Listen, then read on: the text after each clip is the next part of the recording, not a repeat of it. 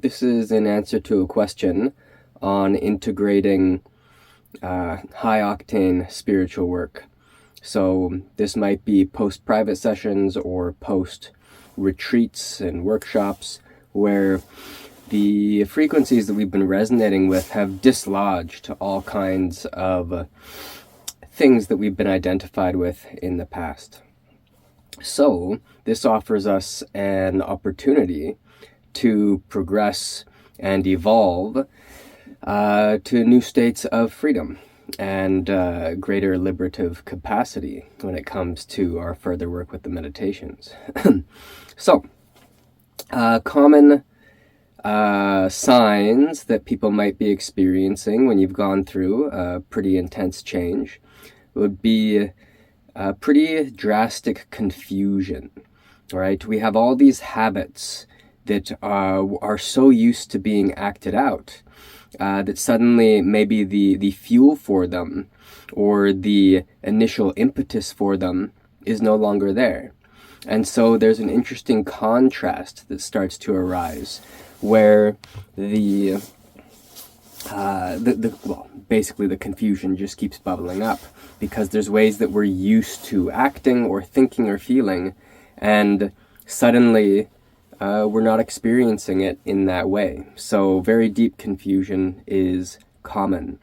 Reactivity can be common, right? Because the change is so tumultuous that we are sort of walking a razor's edge. And if we've been opened up to,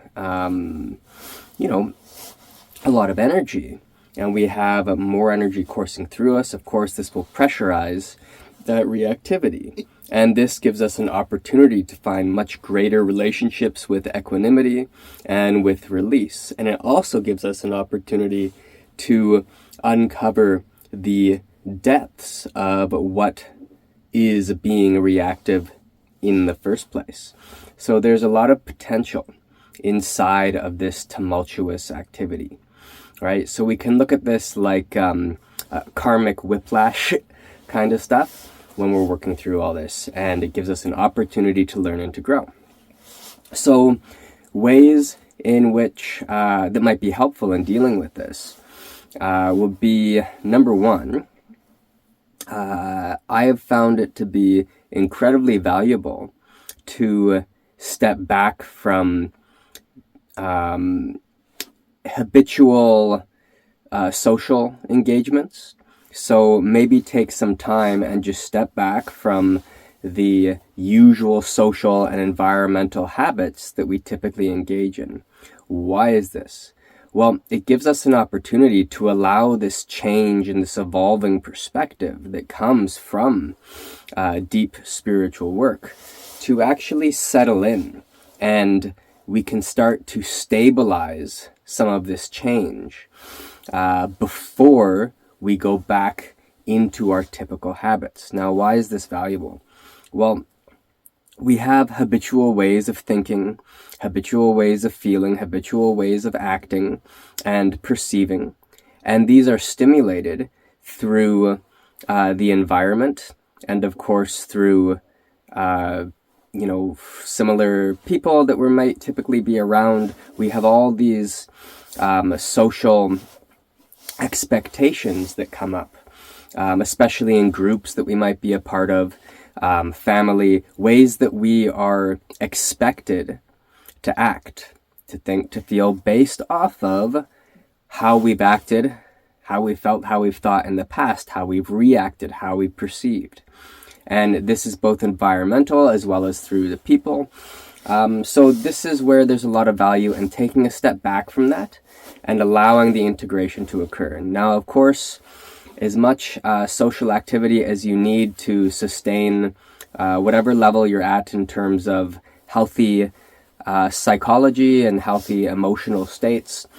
Some people at different stages require more of that to sustain a healthy mindset and a healthy emotional life. So anyway, when we break away from this a little bit, it allows the change to really settle in. And when this change is settling in if we are engaging in situations where we are being told or having it signaled to us that that change is not welcome from the community, etc., that we might be a part of, then this can really interfere with the growth and the evolution, and it can cast a shadow onto what might have otherwise been a pretty profound and positive experience. Okay, now from a practice standpoint, one thing we can do to really help stabilize and integrate is to work on one thing, right? So allow for the organization to occur. If you've done spiritual initiations and you've been tapped into light, you can have this organizing light principle, really work that so that everything can reorganize in a cohesive way. If we're working many, many different frequencies, what can happen is more tumult, right? More tumultuous activity and feeling and more stuff being stirred up. It can be quite fatiguing because we're constantly changing the thing that we're aligning to, from this to this to this to this to this to this to this. And when we are altering what we're aligned to, it takes energy and it takes time to realign to each new thing, to reorganize. And this can create the perceptions of a lot of chaos. Again, confusion. Who am I? What am I? What do I even want to do? What's even the point? Blah, blah, blah. All the stuff that starts coming up, right? It can increase when we're constantly changing what it is we're aligning to. So allowing ourselves to organize under the confines, we might say, of a particular frequency, a particular relationship to light, etc., can be really valuable. Maybe running light through harmonizing of the astral elements, and then running light again for a long period of time to really let that organization sink in and settle. And this can have a lot of value. Now, if you want to increase chaos, that's a different story. But this is allowing the chaos to subside so that we can integrate more and more and get about with our lives post in-depth spiritual retreat, or private sessions or spiritual attunements, whatever it is we might be exploring, to let that integrate. Okay, you can look at this almost like weightlifting, for example, right? Where stimulus and recovery. Okay, the stimulus induces tearing and ripping and pulling apart, a type of chaos, and then everything reorganizes to be stronger, okay, to be more resilient.